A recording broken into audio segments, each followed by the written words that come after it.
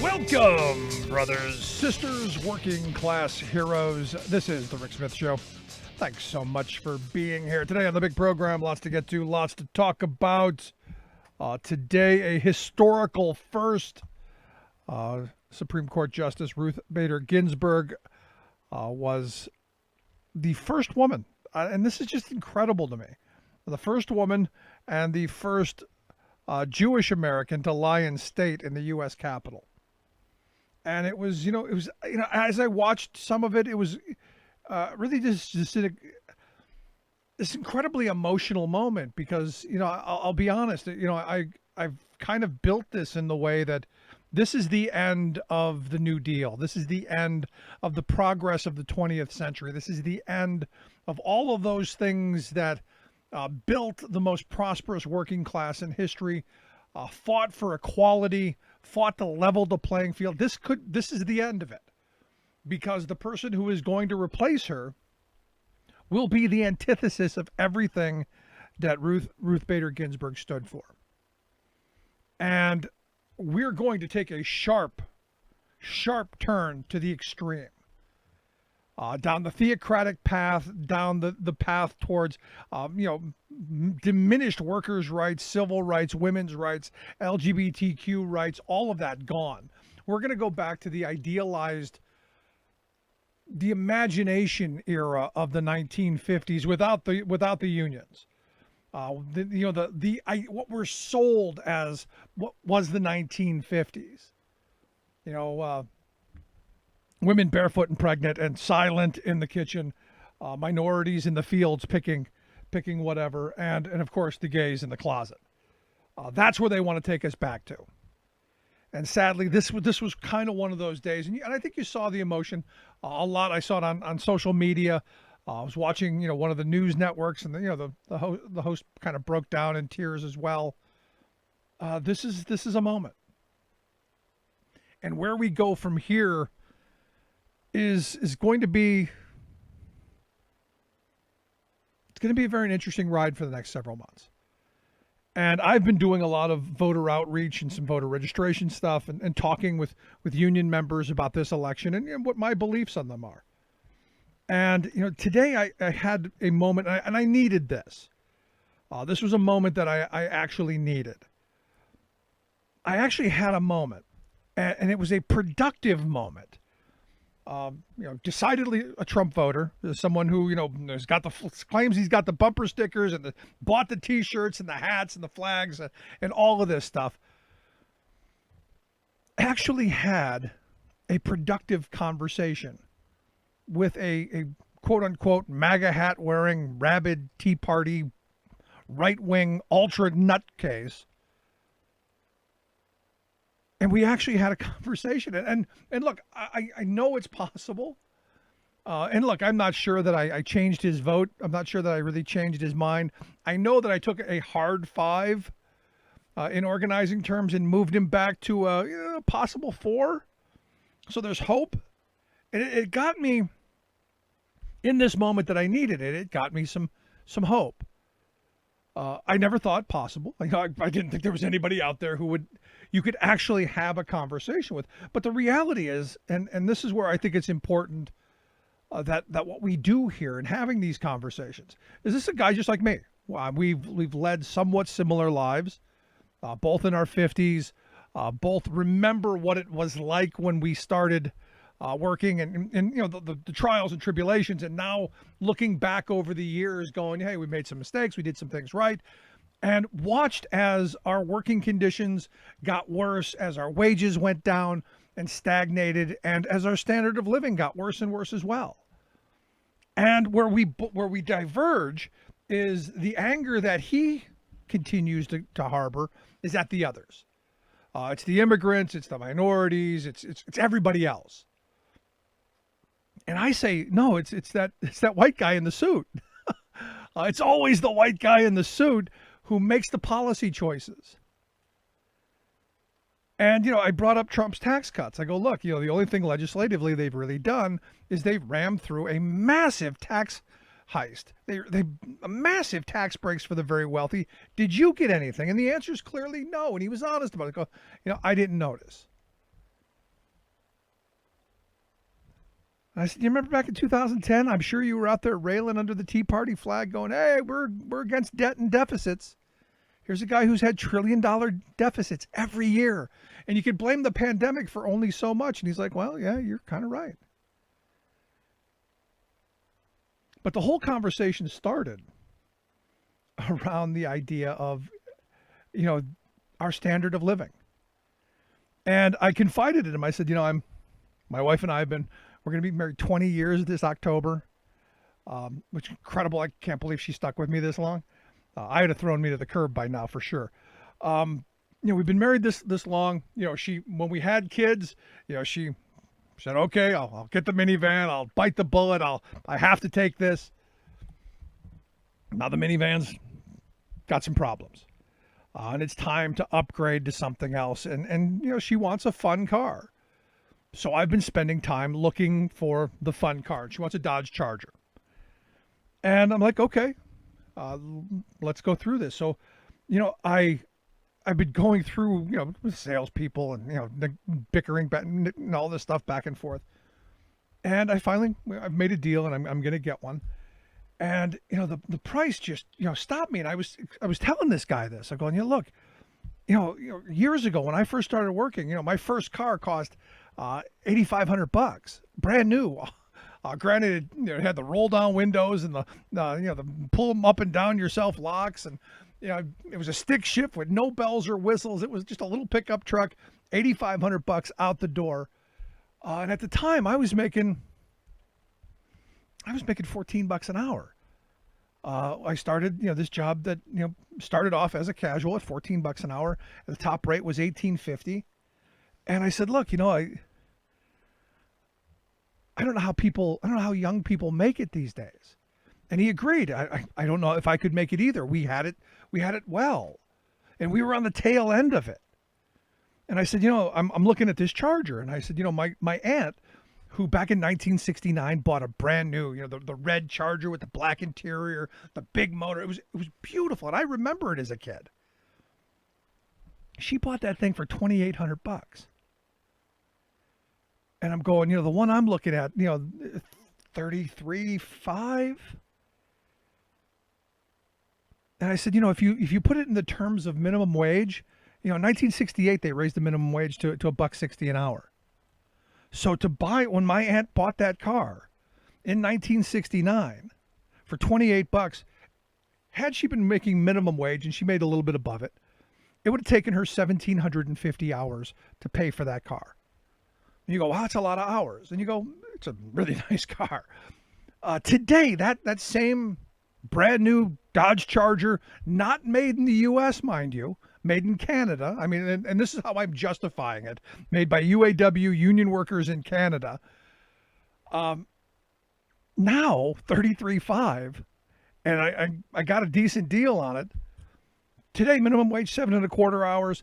7.25 an hour. It's going to take you 4,620 hours to pay for that same car. And I said, right there, the policies that went into creating this environment to where my aunt, when she was, at the beginning of her work life, was able to purchase the same vehicle, and I would argue better. I would argue bigger motor, just bigger muscle car all around. 1,750 hours. You're looking at almost 3 times. And you go, how's that possible? Well, it comes down to the policies. It comes down to all of those policies that we were rammed into, all of the tax cuts during the Reagan era, all of the union busting that went on, all of the we need to deference to corporate America. We need to give all the power and money and influence to the wealthy because they are smart. They know what to do with it. They're not going to squander it on things like food and clothing. And, as we talked about a couple of weeks ago, the study that just came out, a $2.5 trillion theft from working people every year for the last 45 years. So if you go, how is that possible? What's happened is a massive redistribution of wealth. If we can use a Tea Party era slogan, We have seen a massive redistribution of wealth from the people who go and punch the clock and swing the hammer and drive the trucks and take care of our elderly to the people who, well, the hardest day's work they do is shift money from one pocket to another. And as I was saying, where this guy and we connected, I said, look, when I started, this one particular job back in 1990, I was making $14 an hour and had, thanks to the Bureau of Labor Statistics and their inflation calculator, had that wage kept up with inflation, that wage would be double. It'd be $28.56 an hour in today's dollars. Today, that same job with worse health care and no pension to start, $16 an hour. And I'm not talking about inflation calculators or gimmicky nothing. The same exact job 30 years ago paid $2 less. Top rate was $18.50, or in today's dollars, thanks to the magic of the Bureau of Labor Statistics inflation calculator, $37.74 an hour. A full $12 less than the $25.75 top rate that they have now. And you add that in, and you go, had we kept up with inflation, had the distribution of the pie happened at the same rate that it happened just in 1990. I'm not talking about 1969. I'm talking about just in 1990 that this guy and we both remembered. That Charger would be much more affordable. And you go, but that's just a couple of working guys. No, that's the entire working class. Because there were those jobs available, as I remember, all over the place when I first started in the workforce. And this was, again, remember, during the H.W. Bush recession era. And what happened? Well, we know what happened. 40 years of union busting, 40 years of the pendulum swinging to the side of corporate America, 40 years of workers not having the ability to fight for better wages, hours, and conditions, and this deference to corporate America and this push from the Business Roundtable to maximize shareholder wealth. It's all about the shareholders. And then they sold us on this idea that, hey, don't worry about those defined benefit pensions anymore. No. We're going to give you these 401ks. You're going to be a millionaire. And everyone went, really? I'm going to be a millionaire? Yeah. Just give up that defined benefit pension. Screw those unions. Don't worry about it. We'll take care of you. And where are we at 30 years after this? The average 401k's got what's like $16,000 in it. Even the people who are doing really well don't have enough to really retire. And this guy and we agreed on this stuff. And while we may not have agreed that Trump was going to make things worse, we did agree that it was the white guy in the suit. And I finally did get him to move away from, well, maybe it isn't the immigrants. Maybe it's not the minorities. Maybe it's not the women. Maybe it's not the gays. Maybe it's none of them. Maybe it's the bad policy that keeps getting rammed through our elected officials on mostly the Republican side, but also in some cases the Democrat side. So he goes, well, what should we do? I said, well, for me, this election is extremely important because I would like to see labor rights restored. I would like to see our ability to collectively bargain and fight for better wages, hours, conditions restored, especially in blue-collar communities. And that, my friend, is simple. Joe Biden's the only guy who is going to move forward on labor rights. Trump has a record. Joe Biden has a lifetime voting record on all his years in the Senate of 85% by the AFL-CIO. 85% of the legislation that they support, he supported. Donald Trump, on the other hand, doesn't. In fact, when you look at Trump's record, Trump's record has been abysmal. His NLRB is doing everything they can do to narrow the ability of workers to organize, cut down on the ability to picket and protest, and even changing the balance of power between labor and management in grievance hearings, completely changing the dynamics of the entire labor structure. Not to mention, you've got a union-busting Walmart lawyer as the head of the Department of Labor, who is moving forward on making independent contractors great.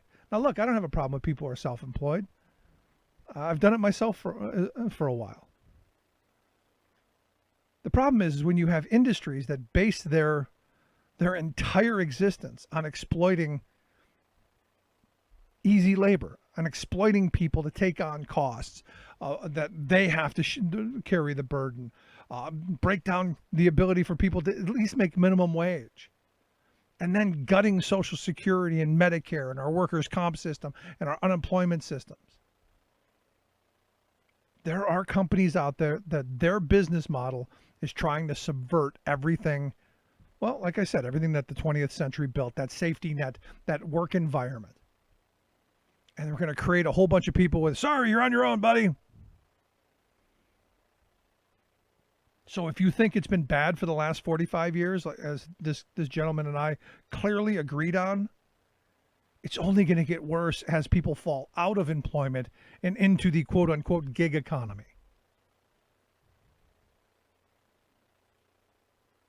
And this is one of those moments. This is, for me, the moment of clarity today with Ginsburg's passing and laying in state today, and my grave concern of what it looks like in this country to work post Ruth Bader Ginsburg steals my soul and steals my spine and says, now is the time where you have to stand up and fight back. And now is the time you have to deal with these uncomfortable conversations. You have to reach out to these Trump supporters and have honest conversations. Because truth of the matter is, they're hurting just as much as anybody else. And I know the mainstream media say, no, we're going to write the white working class off there. They're all, knuckle-dragging, mouth-breathing Trump supporters. No, they're just people who want to support their family in the most case. Now, are there some crazy ones? Absolutely. And those are the ones you go, okay, thanks, moving along. But there are some, like the gentleman I spoke to today, and I want to thank him for that because I needed it. But we got a lot to get to. Going to take a quick break, right back with our good friend Scott Dworkin. Stick around. You're listening to The Rick Smith Show. More American than workers standing up, and the union gives a voice to win. On The Rick Smith Show. I'm Rick Smith, and this is Labor History in 2. On this day in labor history, the year was 1917. That was the day Illinois Governor Frank Loudon hoped to meet with striking streetcarmen in an effort to end their strike. Transit workers in Springfield, the state's capital, had been off the job since July 25th. But the strike had gained so much support that Springfield had now erupted into a full-blown general strike. According to the Sangamon County Historical Society, thousands of union members shut down mines, railroads, bakeries, restaurants, laundries, and construction sites following the violent crackdown of a pro-labor march by state police and militia. The march had been scheduled for September 9th. The union hoped to show support for the striking streetcarmen after a number of clashes between strikers and state militia. After they were denied a permit, many of the 50 or so unions decided to march anyway and were attacked. Some were shot. More than 40 suffered bayonet-inflicted injuries. By the 11th, most everyone in Springfield had walked off the job.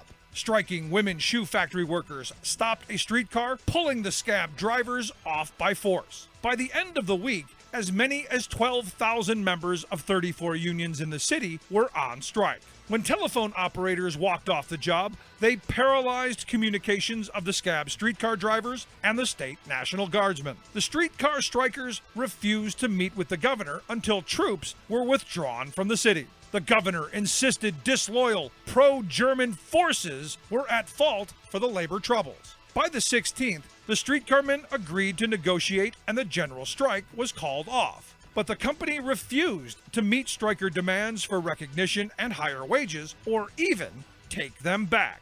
Labor History in 2 brought to you by the Illinois Labor History Society and The Rick Smith Show. For more information, go to laborhistoryin2.com. Welcome back to the Rick Smith Show. Now, here is Rick Smith. So the latest YouGov annual poll released the day before yesterday, they put Barack and Michelle Obama on the top spots of the most admired man and woman in the world. And I'll tell you, given the insanity of this last couple of years with Trump at the helm, not surprising. But, they did unseat Bill Gates in the top spot, or at least Barack Obama unseated Bill Gates. Michelle Obama's been there for a couple of years now. So you've got Michelle Obama as one, Angelina Jolie, and the Queen Elizabeth. On the women's side, and on the men's side, you've got President Obama, Bill Gates, and Xi Jinping, which maybe they overrepresented the Chinese vote, and maybe stuffed the ballots. Who knows? Anyway, here to share some thoughts on, the somber day and where we go from here. I've asked our good friend Scott Dworkin to come talk with us. Scott is the co-founder of the Democratic Coalition, also host of the fabulous Dworkin Report. Scott, thanks for taking time for us. How you doing, Rick? I'm in this weird moment because I'm sad. You saw the funeral stuff today, the casket in the Capitol, and my feelings around what that's going to mean going forward. And then, like I said earlier, I had this great conversation where it gave me some hope that maybe there's a chance to pull some Trump supporters around to sanity. And it gave me a little bit of hope. So on a day where I was in despair, a little bit of hope. Yeah, and hope is what this country desperately needs right now. I think Biden and Harris are going to give it to us, and I think that the debates are going to be where they really shine. I think it's not just, RBG is gigantic, but surrounding death in general in this administration, they don't have a respect for the sanctity of life. And so I don't think that they understand what they're doing. He is announcing tomorrow. She is buried next week. So she's not even in the ground. Right. And he's trying to nominate. It's an insanity, and it's just how they do the same thing with the coronavirus deaths. That's something else, and that's what sociopaths are able to separate that out from their head. And as one of the things that I've talked to so many different psychiatrists and psychologists that have said sociopathy or whatever, sociopathic tendencies spread. And so when you see Trump and then you see people mimic Trump in insanity, it really does spread. And so there is a Trump virus in this country as well. But I do appreciate the impromptu, I believe it was Haley Snow who started the chant, and it was, again, impromptu, vote him out, when he went and did his photo op at RBG's Supreme Court setting yesterday, and he got booed heavily. And then, he was wearing a mask at this time, so you couldn't see his facial expressions, and that's probably why he was wearing a mask, because he knew he was going to get booed and he didn't want that to be covered. Yeah, but here's what the thing, Scott. I have no idea why he showed up at all. Right. He didn't show up for John Lewis or Elijah Cumming. There's been no, as you said, he's a sociopath. There's been no inkling of him paying respect to anyone. Why this now is one of the things that I questioned yesterday. It makes no sense. Pandering. He's pandering for votes. He wants to try and trick people into thinking that he supports the court, the Supreme Court, the rule of law. And for people who may not pay much attention to the news, all they see is, oh, this guy visited RBG. And that was it. No.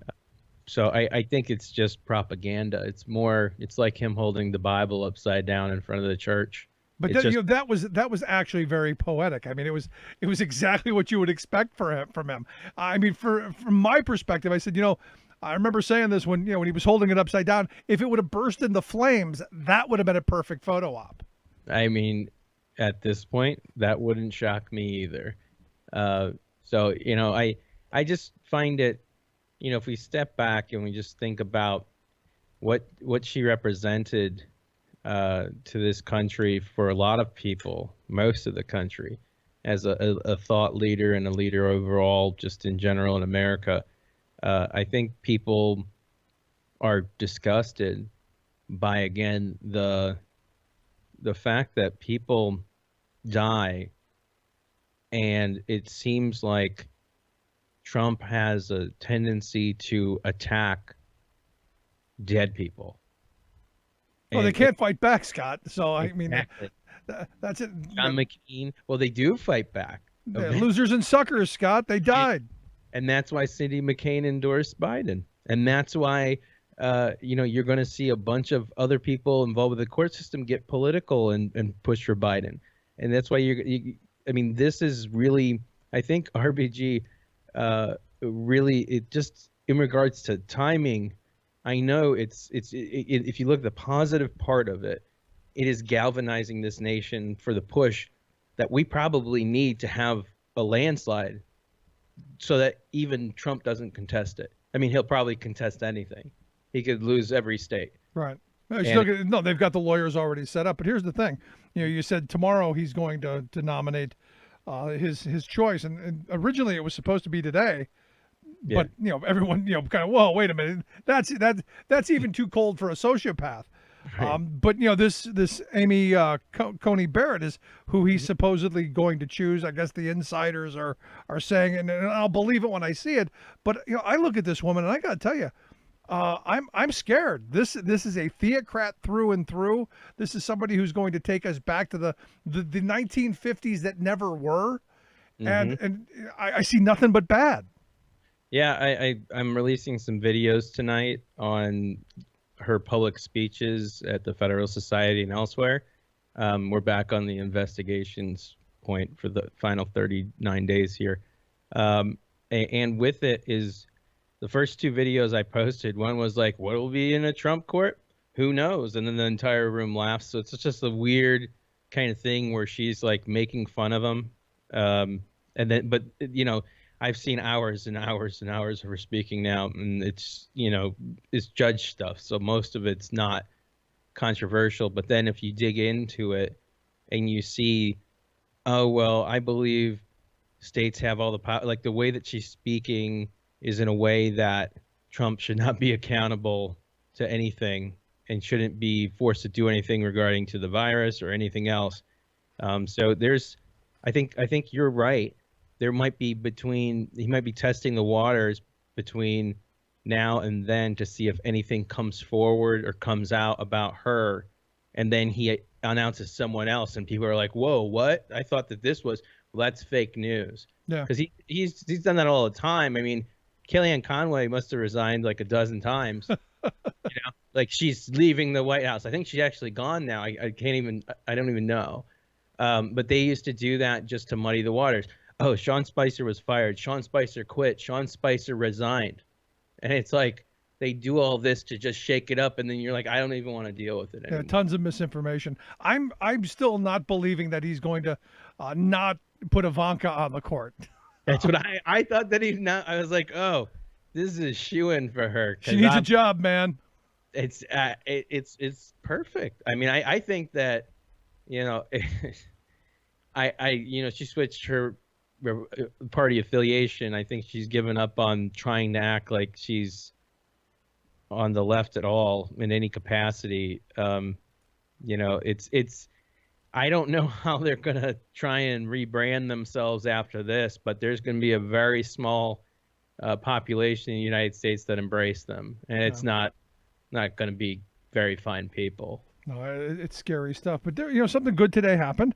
The Republican-controlled Senate did pass a resolution from Joe Manchin that, and I can't believe that you have to pass a resolution that says this, but they did, reaffirming its commitment to the orderly and peaceful transfer of power. I got to be honest, after all of these elections that we've had, all of these, a couple hundred years now, that we had to have this resolution is just mind-blowing to me, but it did pass the Senate. I honestly don't know if it was yesterday or today or tomorrow, but I do remember it happening, and it was unanimous in regards to this will be a clear transfer of power. I think something that's a preview of the debate coming is Biden said, if he refuses to leave, then we'll have the military remove him if need be. And he was serious. And of course he's serious, because I think what we got to look at is he's looking for some kind of desperate opening here. He's looking for some kind of law, some kind of gimme, some kind of way for him to get poker chips and not have to pay taxes on a scheme by his dad. This is something that happened in the casino where his dad gave him millions of dollars via poker chips, and it was like a tax felony, but it went through different LLC. It just was a whole mess. So I mean, I think that he is built for attempting to. He could lose by a landslide and say this is all blah, and he'll say that for the rest of his life. But when it comes down to the country moving on, it is really gonna be on these Republican senators to shift gears and accept the fact that those are the results. Because I think one of the things that people are going to have to realize is there's a lot of Republicans that can get into a lot of legal trouble here, because if you're spreading misinformation intentionally, I want you to go look at Roger Stone's life, Michael Flynn's life, Michael Cohen's life, Paul Manafort's life. You know what I mean? Look at everybody who was involved with that. Now, if you want to talk about Americans that are not only working with a foreign power to interfere in our elections, but then also are doing illegal acts during the election, we're going to catch you. You're going to go to prison. And we're not going to, I'm never going to drop this. This is another thing. But, even just the false call of voter fraud is voter fraud. Now, the funny thing is, I don't know if it's represented as the Streisand effect, but every time that he brings up something and acts like this is law, it puts a spotlight on it, and it makes it so that people can't actually commit the crime. And so the Postal Service right now is under a microscope of everybody. So anything happens in the Postal Service, that's going to get media coverage probably. I would say. And so he's put this spotlight on these things and his little scheme. So what I want to know is what we don't see. Right. Why the diversion? If he's willing to do that, what else is he willing to do? I mean, he's basically turned the United States government and DOJ into WikiLeaks for 2020. And that's, that was, the Democratic Coalition was founded in 2016, and we went head to head with WikiLeaks, but we were Americans releasing documents that we legally acquired and videos and photos. And when it comes to the transfer of power, you can't talk about, well, we'll see what happens. No. That's not an option. That's not how our country works, and it will never work that way. Right. And it's sad and pathetic that he says stuff like that, but keep talking like that. Thank you, Donald. I really appreciate all the pep talks that you're giving us and all the excitement that you're giving us, because it's just riling people up. It's just making them, I can do another hour of phone calls. The reality is you're right. It is riling people up, but it's also riling up his base as well, because I can't tell you how many times I've heard people tell me, you can't trust the post office. They're no good. And I'm going, but do you send your mortgage payment through? Well, yeah. Do you send your electric bill? Well, yeah. Do you send anything? Well, yeah. But they're corrupt and they're stealing everything. Which is it? And, he's got them thinking irrationally. And it's kind of scary that, they're simply following along. Right. And we're as crazy as this is, we're studying a lot of cults, and we're looking into cult-like activity and how to defog people in regards to their commitment to a cult and to start thinking for themselves again. Now, we're not going to be successful in a lot of the efforts, but it's going to be worth, getting people to think on their own. And I think that's going to start by us making new laws in this country about what's representative of news and what's representative of opinion and what's just completely absurdly false and narrative and maybe a blog post like Fox News is basically now. Yeah. And so we got to, I think that's one of the things that we'll have to go over is every part of corruption. Trump has exposed our gaps, and we need to fill them all with laws to make sure that no president can ever be like Trump ever again. oh, if they commit a crime in office or they committed it before and then we catch them, like they should be arrested. No, I'm right there with you, but part of it falls on us. I mean, because I can't tell you how many people reiterate that. Oh, it's fake. It's all fake news. It's all fake. If I don't hear it from Fox News or OAN, it's all fake news. When the FBI, when Trump's own FBI comes out and says the Russians are meddling in our election, and we don't believe it, there's something seriously wrong going on. When Vladimir Putin himself comes out today and says, hey, how about we make a mutual agreement that I won't screw with your elections if you don't screw with mine. Basically saying, yeah, I screwed with your elections in 2016 and I'm doing it now, but I propose we stop. Right. I mean, come on. And he said he's not after that. Like he said, he's also not interfering.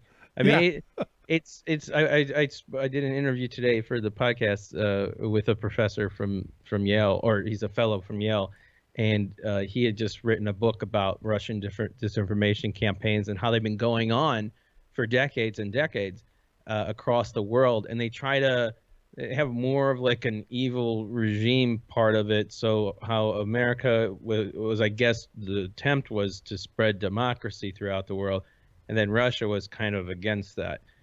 That's just my understanding of it. But the whole biting... Wasn't that the whole Cold War? Yes, we were trying to spread democracy. They were trying to spread communism. Wasn't that the crux to the entire Cold War? I don't know. I'm younger than that, you know. But I can say that the Cold War basically it translated online now. So the internet has become a weapon. Right. As you see, Trump uses the internet as a weapon. Trump uses the virus as a weapon. Trump uses everything as a weapon against the American people. He uses the FBI against people. He uses the FBI against the FBI. Like you can't undermine someone who works for you on national security concerns of an attack that's current right now. And let's not say attack undermining our democracy. No. It is an attack on America, because all of these things, if you think about it like this, if he was not elected, or if things were different, if the flood of propaganda wasn't so prevalent, things may have been different in many aspects. But I think we got to make sure that you're absolutely right. Russia this, Russia that, they're going to do what they're going to do. And we've got to hold them on. Hold that thought until we come back from the break, because I want to get into this a little bit on the other side. You're listening to the Rick Smith Show. We're here with Scott Dworkin, co-founder of the Democratic Coalition, host of the Dworkin Report. Going to take a quick break. Right back with Scott. Stick around. Remembering that united we bargain, divided we beg. Rick Smith.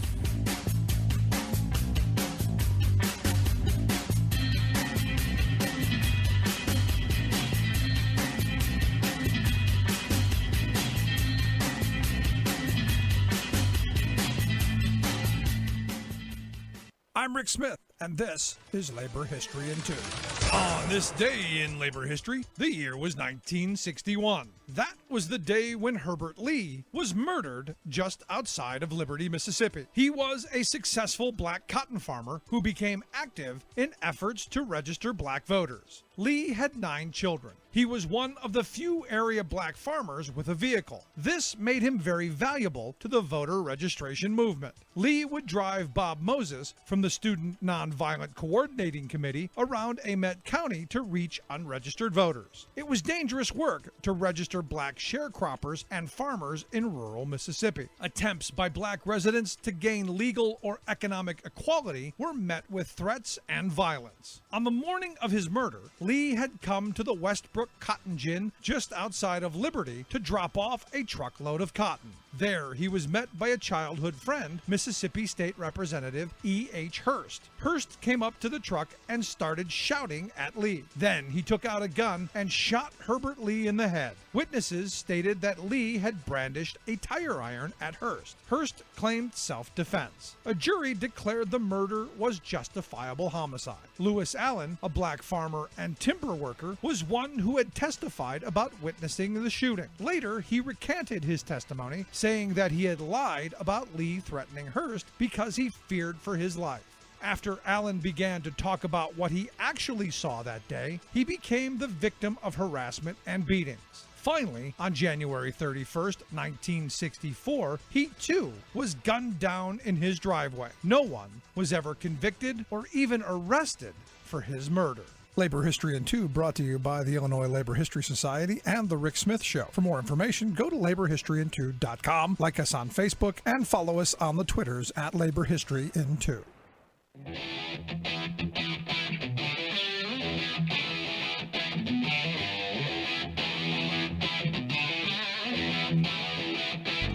Welcome back to the Rick Smith Show. Now, here is Rick Smith. So like I said a minute ago, I'm looking at Vladimir Putin saying, we promise not to interfere in your elections. If you don't interfere in ours, I promise we won't do it again. Oops. Come on. We know that they did it in 2016. We know what they did now. And the FBI director, Trump's own FBI guy, said they're doing it now. And yet you still got the Trumpkins with their heads in the sand or up there. Yeah, that. Anyway, I'm here with Scott Dworkin, co-host or co-founder of the Democratic Coalition, host of the Dworkin Report, hanging around with us. Scott, thanks for hanging around. Yeah, no, thanks. I'm always glad to spend some time with you. And the few media appearances that I've done over the years, the last 2 years, that is, because of Russian propaganda and other people that like to spin stuff, and also, online organizing doesn't need to be someone that's on cable or whatever. So I think, yeah, I appreciate you taking time for us, though. You're always willing to come on and talk with us, and I appreciate it. But again, I want to go back to this thing with Putin and Trump, and this affinity Trump seems to have for the dictators around the world. Does he, when he sees a statement like this from Putin, do you think it goes through his head that, yeah, they're doing this stuff, even though he did look into his eyes and did believe him when he said they didn't? I think he thinks that he's gotten at least $100 million directly from Putin. I think that he, through that, loves him. And with anybody who's made him that much money before in his mind, and maybe Putin conveyed that he was behind a lot of these deals that happened.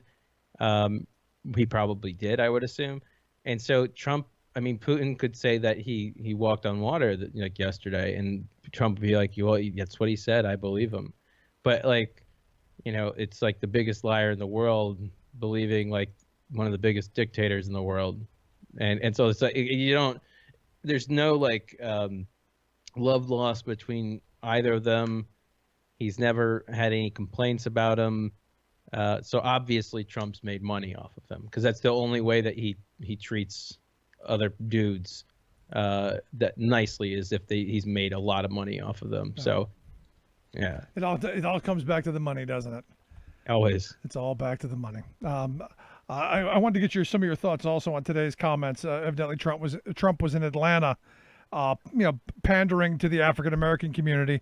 He claims he's going to make Juneteenth a federal holiday, and he's going to designate and prosecute the KKK as terrorists. How do you think this plays with the knuckle-dragging, Trump flag-waving supporters? I'm not sure, because it's so racist in so many levels. I talked to, we have a sort of African-American advisory council at the coalition, and I as a white dude, I wouldn't understand a lot of it, but it seems like using the word platinum, for instance, is racist,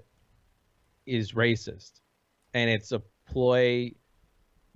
I don't know. It was taken as offense by a few of my friends, and I kind of find it appalling that they would name it that. But at the same time, I appreciate anything he ever does that if it were to be positive, that'd be great. I just don't believe he's going to do any of that. I think it's all just a lie, and I don't know how anyone of any race can sit there and look at the biggest racist in the world and act like he's not. And so he's the king of white supremacists, if he is a king of anything. So I'm not sure exactly who they're pushing for. and why they would think that Trump would be a better option than Biden. But I think it's a very small population in this country. Now, at the same time, there's going to be people who obviously welcome. Like I spoke to Martin Luther King III, and he was willing to meet with Trump the beginning of his before his administration started, and he wanted to talk about voting rights and everything else, and because it's important. He's the guy that's there, so I have to meet with him. Like I want to meet with him, talk to him about what's happening. And it just seems like every friend that's meet with them that's a leader in the African American community has come out and saying like this is frivolous. Like he doesn't know what he's talking about, and he's just saying what I want to hear or whatnot. He's a salesman. Look, I mean, at the end of the day, he's a salesman, and he is a charismatic salesman at that, and he's trying to snow these people. There's no doubting that. Right. No, and it's the Trump template. It's what he does with everything. Yeah. And that's what he does because he doesn't prepare for anything. Everything is reading who he's with. It's that salesman's pitch that he's got and that instinct that he's got. And look, I give him credit. I mean, I can't sell ice water to someone wandering around in the desert. But clearly he can try and sell opportunity zones to African Americans who have been screwed over by those opportunity zones time and time again. He's still trying to pitch it. Good on him for trying, I guess. Yeah, I think he just wants his name to be in the title of a news clipping that says different minority groups throughout the country that he's assisting them in some way, right? And that money is going to them in some way, and he's doing something that's new for them in some way. And I think they have a checklist, and they're going through that now. With 38 days tomorrow out to election day, it's a little late for all this. It's a little late for him to give aid money and try and bribe Puerto Rico so you can get more votes in Florida. Like it's really just it's pathetic. And the Puerto Rico thing cracks me up though. I mean, because seriously, I remember him throwing the paper towels. That's exactly what. And while that may be everyone's favorite moment, my favorite moment was he was helping to load a pickup truck. He took 2 boxes and put them in the back of the truck and told the guy to leave. Right. And I'm going, wait a second, that truck's you got 2 boxes in it. Yeah, it's I think it was Pence, and they did multiple shots of it. There was a whole story about how that was made. I don't know what that was, but it was a wash. It wasn't just that, but it was the lack of like compassion. Like he can't be a human being around people. One of the most joyous moments I've seen in Puerto Rico is there was a elementary school and a bunch of teachers in there, and all of a sudden you see the video pop on, and it's everybody screaming, and then they're like running through the halls like woo, and it's because the power just went back on. Right. And you think like, wait, they've been going to school with no power, and some of them with no water. Like think about that. It is America, and there's no running water in some places and no power. And he doesn't care. But there are parts of West Virginia, go through a lot of the South. There's parts of the state, right here in our backyard. You don't have to go to Puerto Rico for that.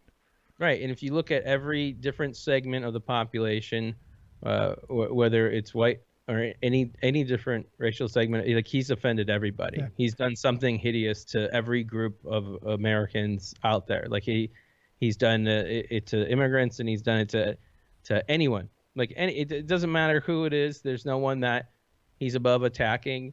And I think that that's what we'll see next week in the debates. Whether or not it may just be boring and nothing really happens. But I have a feeling that Biden might be able to bait Trump. Trump says something stupid, and then the rest of the debates are canceled.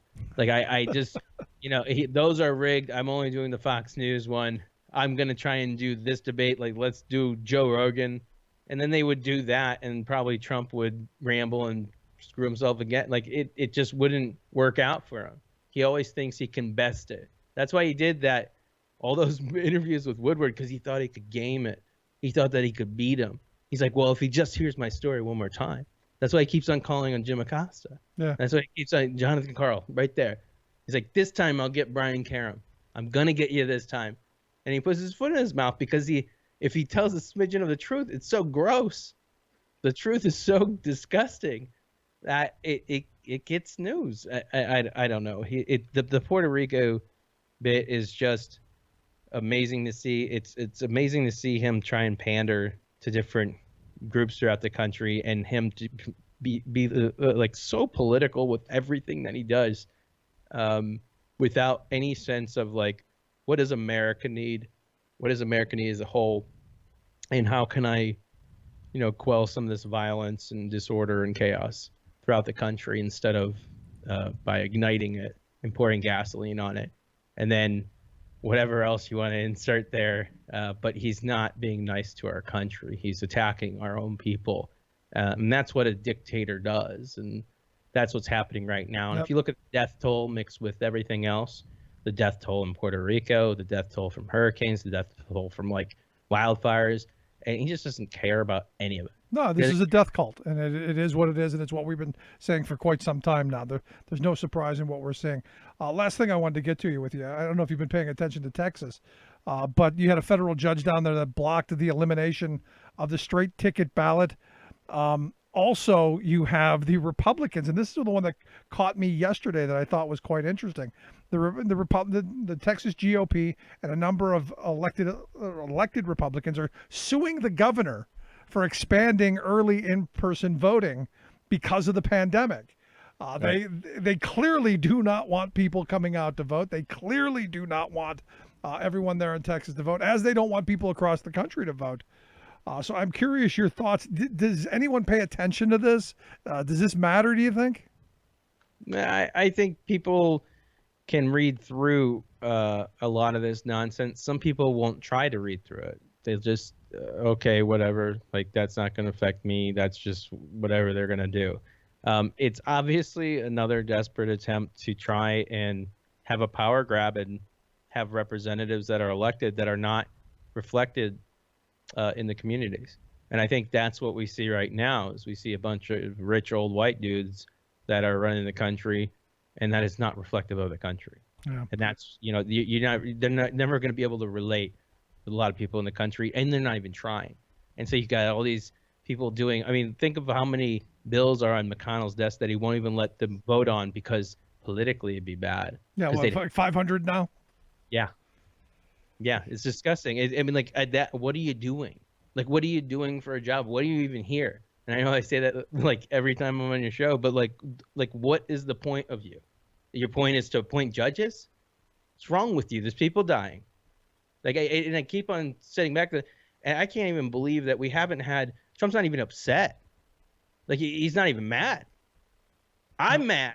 No, and we find out now. Yeah.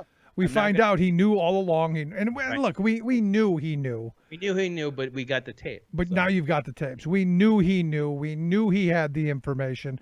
There was no, oops, I made a mistake. They made a conscious choice to do exactly what they did, and it's cost $200,000, and possibly they're saying, upwards of $300,000 by the end of the year. This was a choice. Yeah, and there's a whole line of like, well, millions more people would have died. No. We're not going to go that route. If you had done nothing, then we would have more people alive in this country. If he had actually done nothing. Yeah. If he didn't do anything, but instead he used masks against us as a weapon, and he still is. He's spreading the virus right now to try and get votes, but he's going to make his own people sick. It's just like everything is wrong he's doing everything wrong, and I'm not sure he'll ever recognize that, but thank you, Trump. Keep on going. There you go. Keep on going. Scott, as always, I appreciate the time, man. Great stuff. Look forward to talking to you again real soon. Thank you very much, and visit masksnow.org to see how you can help out our effort there. There you go. Good stuff. As always, our good friend Scott Dworkin. The reality is like Scott said a minute ago, we know that the name is coming out. We know who is. We know they're going to nominate some crazy person tomorrow. But the question is, does it matter? Does hypocrisy matter? Does your word matter? I mean, I think back to my grandfather always said, you got two things in this world. You got your word and you got your things. You got your little danglies. Don't break either of them. And you've got an entire Republican Party who's breaking their word. They ran in 2016 on let the people decide. And what's interesting to me is the polls are, the majority of the country believes that we should wait until the election now. The Republicans have set this standard. They have set this precedent that you wait until the election, especially this close to the election. Now it breaks down obviously by party lines. Overall, the country 57-38, 57% say it should be left to whoever wins the election. They should be able to decide. 90% of Democrats say yes, it should be left to that after the election. 7% of Democrats say Trump should nominate and it should be confirmed. Independents, more along the line of the country, 61-34, 61% saying, hey, whoever the next person is, let us decide. We'll make this an election issue. Oddly enough, only 80% of Republicans say that Trump should nominate and have the justice confirmed, with 16% saying wait until after the election. So 16% of honest Republicans. I didn't know that they were there. I didn't know that there were that many. But 16%, and I guess that seems about right? The 16% of them who remember 2016 and remember what they were screaming back then and believe in a bit of consistency. Yeah, so there you go. I'm still thinking it's going to be Ivanka Trump. I'm still thinking, the kid needs a job. The Republicans have already said doesn't matter who he puts up, they're going to push him. They're going to push that person through. It's going to be a woman. So what better woman to have on the Supreme Court than someone that Donald Trump said if it wasn't his daughter, he'd be dating her. And then there's that creepy picture with him when she was little, which is just weird, so weird. But like we've been saying all week, the fight doesn't end.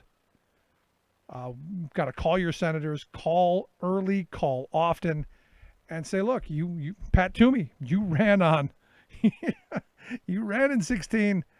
You backed Trump. You backed the whole let's wait. You got to do it this time. You got to be consistent. Don't lie to us.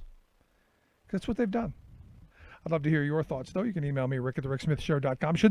Should they wait until after the election? Can you justify the hypocrisy? Is it really just about power and greed? Is it just about that at all? I'd love to hear your thoughts. You can email me, rick@thericksmithshow.com. Quick break. Right back. Stick around. You're listening to The Rick Smith Show. We're working people. Come to talk. Remembering that united we bargain, divided we beg. Rick Smith.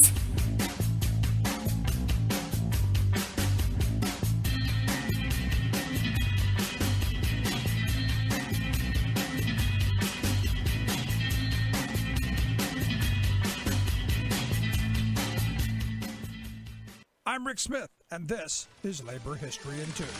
Can a photograph bring about social reform? Louis Hine believed it could, and on this day in labor history, the year was 1874. Renowned photographer Louis Hine was born in Oshkosh, Wisconsin. Hine studied sociology at the University of Chicago, Columbia University, and New York University. He secured a job teaching at the Ethical Culture School in New York City. Hine used photography in his teachings. He took his students to Ellis Island to photograph some of the thousands of immigrants who arrived each day. In 5 years, they had taken more than 200 photographs. Louis Hine continued to use his camera to capture the lives of the poor and working class. Hine traveled the country taking pictures of children who worked in factories. Since factory owners often refused Hine entry into their factories, he sometimes hid his camera and posed as a fire inspector. His photographs helped prod Congress to take up the problem of child labor in the United States. Hine worked for the Red Cross during World War I Washington, and on his passport, he listed himself as following the occupation of a photographer and investigator. His camera documented the war's devastating impact on French and Belgian citizens. After the war, Hine joined the campaign to establish better safety laws for American workers. In 1930 through 1931, he took photographs documenting the construction of the Empire State Building. He was later employed by the Tennessee Valley Authority to photograph the dam's construction. In addition, he took photos of the Civilian Conservation Corps. These images remain a lasting documentation of the laborers employed by New Deal programs. Louis Hine had difficulty earning enough money from his photography to support himself. His poverty mirrored that of the workers he had photographed. And sadly, in November of 1949, Louis Hine died in poverty. Labor History in 2 brought to you by the Illinois Labor History Society and The Rick Smith Show. For millions of people around the globe, especially young people, the pressing issue of our time is this: the world is on fire.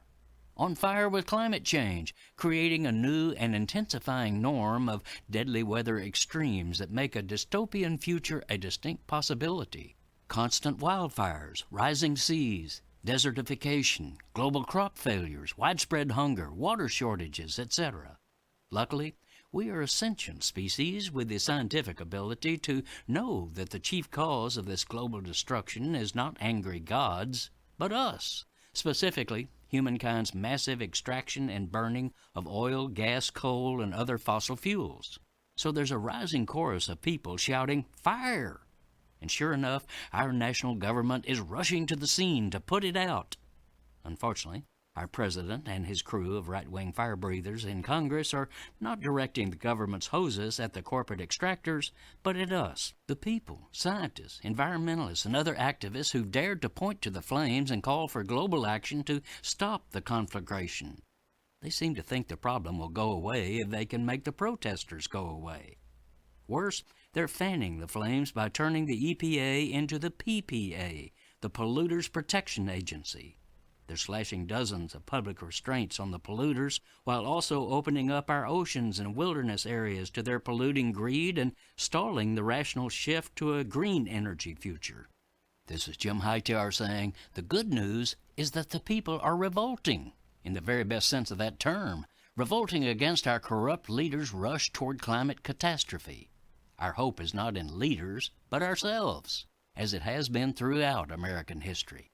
From the Boston Tea Party forward, creative and gutsy public protest has been democracy's best friend. Hightower's commentaries are brought to you by the Hightower Lowdown, the monthly newsletter with Hightower's take on what Wall Street and Washington are up to. For information, visit hightowerlowdown.org. Welcome back to the Rick Smith Show. Now, here is Rick Smith.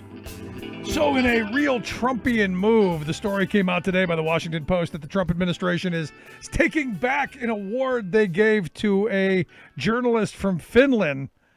They gave it to her last year. Evidently, they found some social media posts that she made that criticized the Donald. So now they're yanking back the award that they gave her. And immediately my mind starts going, do we do that now? Is that what we do in the country? We give people awards and we snatch them back?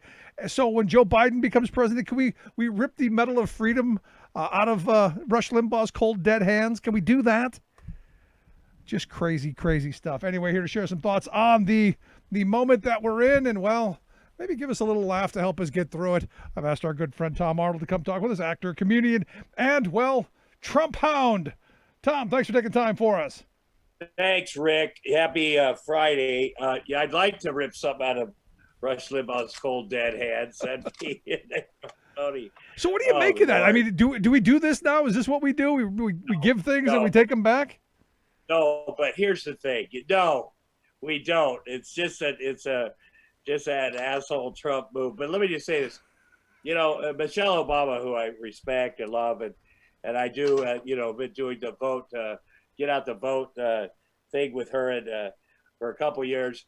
And, when they go low, we go high. That's she could do that. Yeah. But that's bullshit now. I'm staying low, and my little group of activists, and we're going to stay low all the way through November 3rd and a little bit beyond until all those guys get out of the White House. And then but no, we don't do that. That's a losers. do that. Absolutely. In fact, since you me- brought it up, my high school football coach said if I would have said something stupid like that, he'd have kicked me in the behind.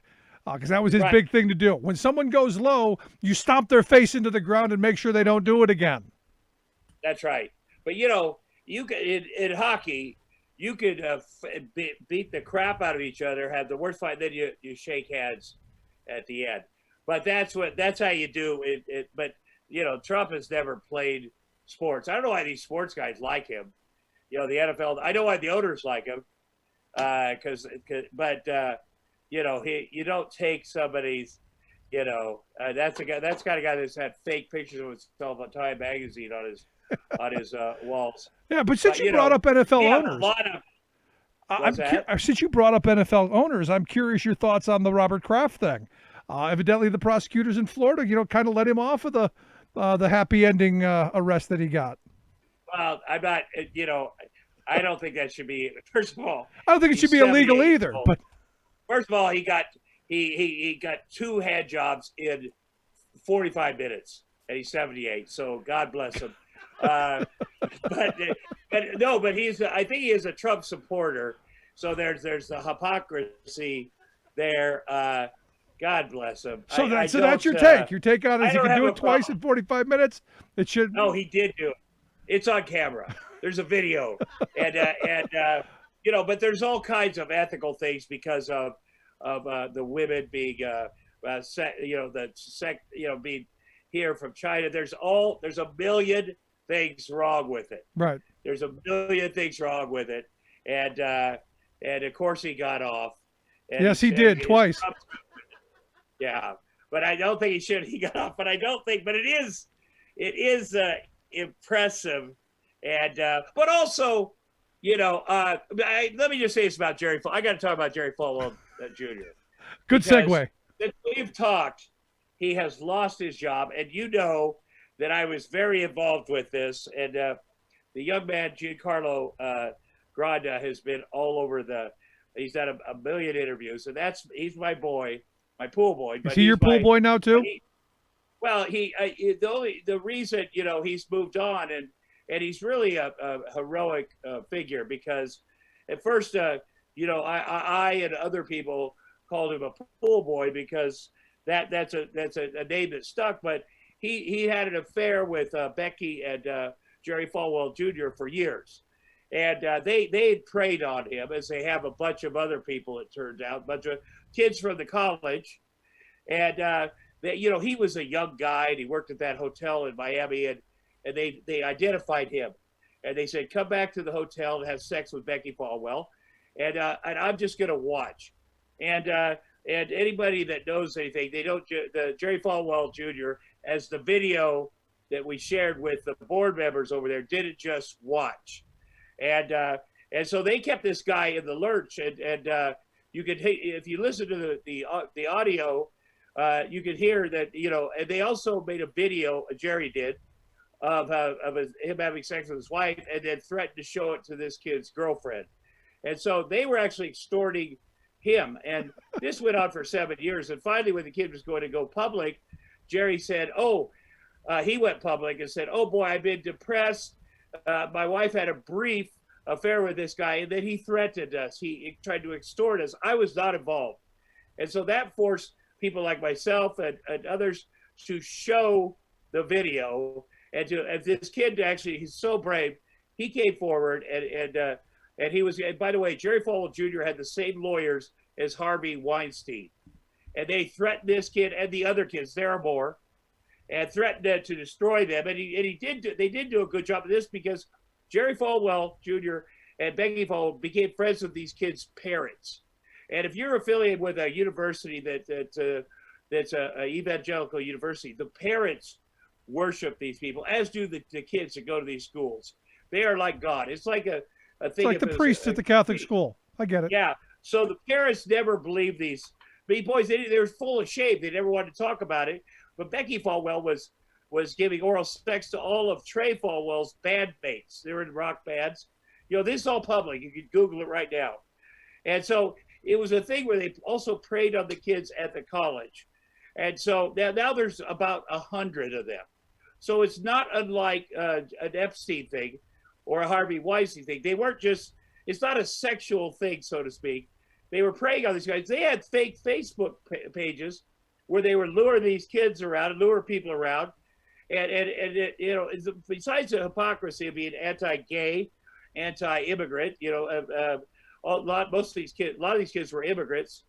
But also the people that go to that university, Liberty, these kids, they're true believers. I got to know a few of them as a student journalist, and they really believe it, and more power to them.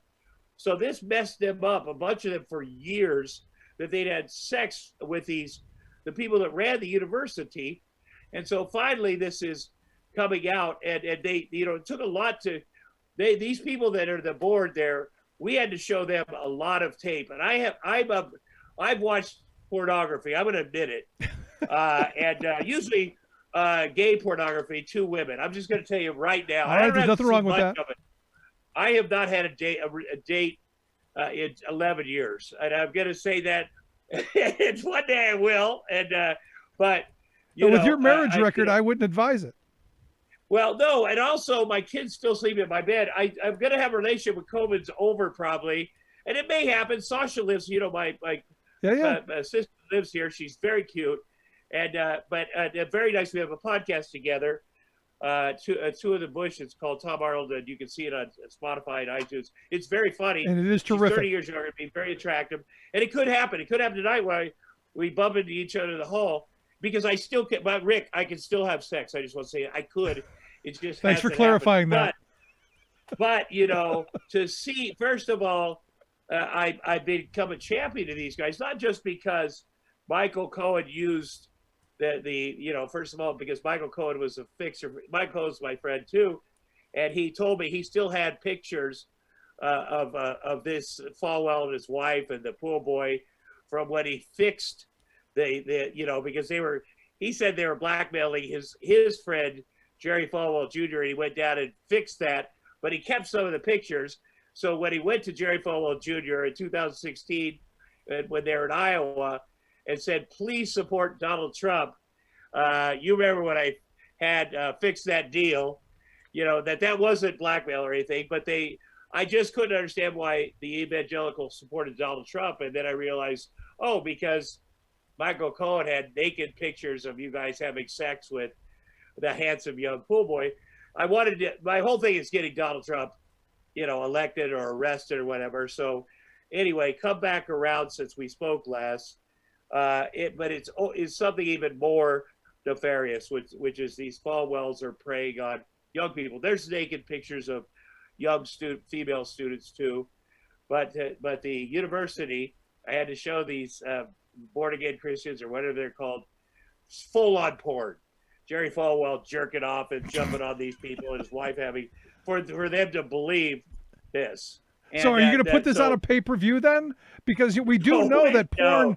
We do know that in hyper-Christian states, online porn sales are through the roof.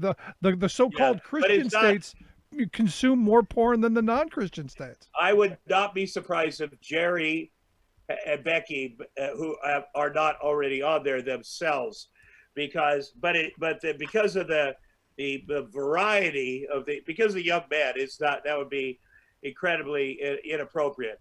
But these guys, but they participate in all kinds of different groups and stuff, and that's just their. And I don't mind if they were going to Swingers Club, but then they said we don't like that anymore, and then they just went around and sort of met vulnerable people who who they really like, people with backstories, like they were arrested or they're rough or they're from the streets, and Becky Falwell will say, tell me your backstory. And you know, I've read thousands of text messages, and I've heard all the voice messages, and it went like this. Jerry would call, hey, Becky misses you. You know, she heard you were dating somebody. She's getting jealous. And then Becky's like, I was crying all day because I heard you were having sex with another girl. And then the guy's like, well, you know, I haven't heard from you guys. And then they'd go and they'd fly them up there to Liberty University. And, you know, and so... The thing, Tom, is you say all this stuff, and I've read all this stuff as well. I haven't talked a lot about it because they're just hypocrites to me, and most of these hyper religious people are.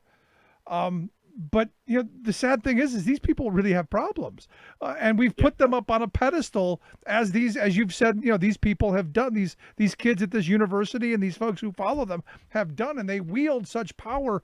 But they're not only hypocrites, they're deviants.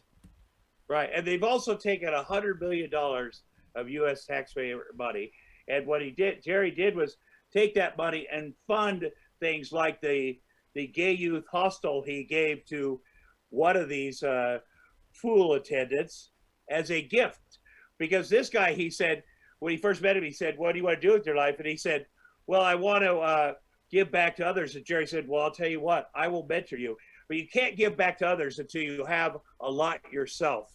Right. So we're going to start a business." He goes, "What would you like to do?" He goes, "Well, my real dream is this youth hostel." "Well, let's sign a deal. Here's 4.7 million. You, my son Trey, and I are partners. Sign it." That's it, down in Miami. And now the kid wants to sell his third. I have all the information right here, but Jerry won't let him out of the deal. They won't, whatever. So it's really worth nothing. Okay. But they took money from the university. Trump made a new tax code for Jerry Falwell Jr., and he's siphoned all the money out. And there's a big gym, a really nice, fancy gym for another kid up there that's by the university. And they built a bridge, an underground bridge, walkway from their place to their mini mart. A tunnel. And the university, tunnel.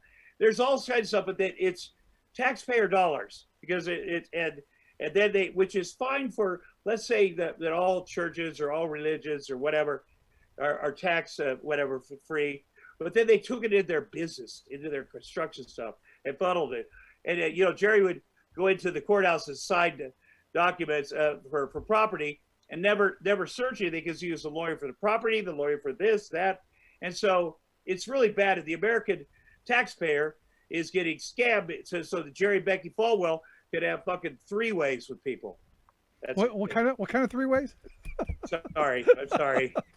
Thanks for Sorry. that. But Button, of course, please. because they're part of the Trump thing. But as long as it keeps getting, and again, my favorite picture, and it's in the New York Times, it's the first time Trump had to meet this pool attendant, and Michael Cohen, who I should play the tape, and Trump's like, "Oh, no, I don't want him to touch me," because I'm sure Trump assumes all gay people have AIDS or something. And the guy reached out, Jerry Falwell, that is on the picture, the first moment they met. This kid's a really nice kid, and he was like, "Oh, I get to meet the president," and he reaches out, and Trump is shaking his head like this, and Jerry Falwell has his head down.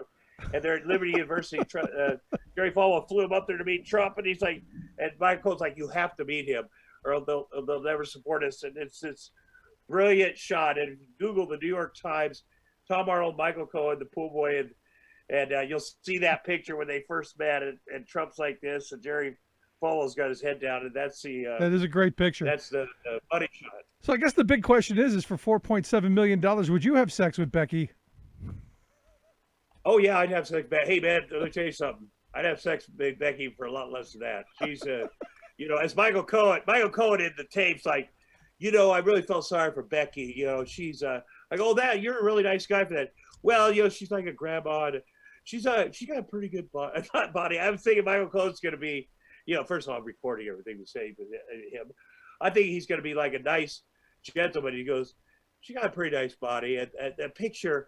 I kept one. It's terrible. But the second I heard him say he kept one, even though he's my bud, I flew down to New York and got all of his pictures. Not just her, but everybody Trump helped. So you got his collection then?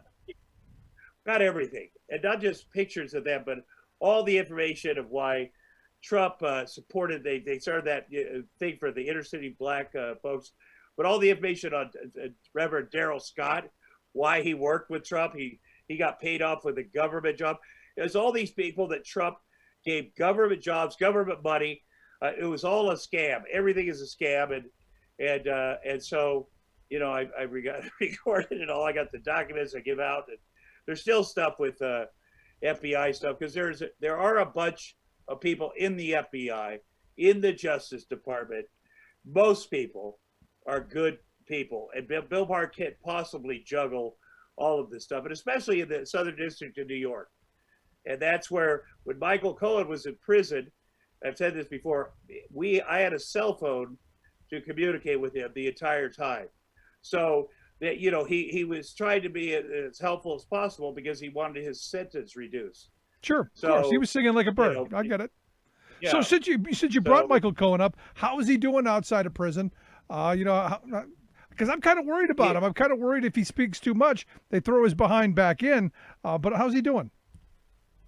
Well, you know, I wouldn't worry about him too much. He was Trump's fixer, but he is also the one person out of all those people has done the most to help us, to help the country. He also has been he's had the hardest road. You know, when he got out, you know, he was coming out, then he got thrown in the hole, and you know, he would say, and has said, because I started tweeting about his book. You know, his book came out. He went ahead and said, no, I absolutely have a right to my First Amendment. I have freedom of speech. I'm going to put the book out, which he did. I think he's done a great job going around and talking about it. I think he's doing a very noble job, and his daughter Stephanie's come out and spoke about things. You know, I'd like him to go a little harder. There was something about the pool boy stuff in there that he needed to correct, which he did, because he said this pool boy was blackmailing Falwell, and it was somebody else. So he made a correction. We wanted to make sure of that, but he's also got people that work with Trump have a little bit of a blind spot still. Right. And he does. He also doesn't want to be called an extortionist, because that's what they did. Was a part of it. And he also doesn't want to be tied to Russia. He also lets Trump off the hook, because he's like, oh, what I can tell you is he didn't do this. He doesn't know shit. You know, I from all the recordings I made from him and all the documents, you miss things, and he missed things. And if it wasn't for me, Jerry Falwell will still have a job. When I heard him say, oh, I still have one in the pictures, he goes, no, it's not what you think, Tom. The pictures weren't of, you know, Jerry having sex with, no, it wasn't like a gay thing or anything like that, but I heard he still had one of these pictures. I went down there and got it. I had Julie K. Brown of the Miami Herald, who broke the Jeffrey Epstein case when it was dead.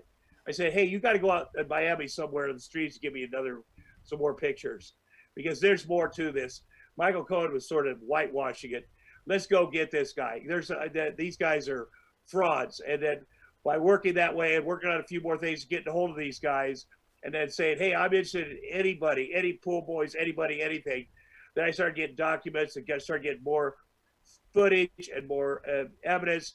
And then I took it, and then I started working with a guy at the Wall Street Journal, and then the New York Times, and then Reuters guy really broke it open. And then it's a student journalist down there at the college, these student journalists, and then just stayed on it. Then I got the full facts, because Michael Cohen, who is the fixer for Jerry Falwell, didn't even know what they were doing. Wow. He just thought they were nice people, but I had to figure it out myself.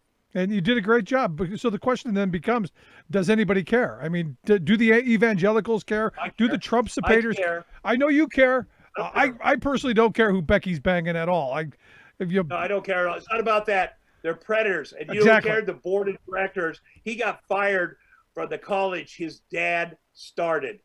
His dad started the university, Liberty University, and he got fired, and he's not going to get his severance.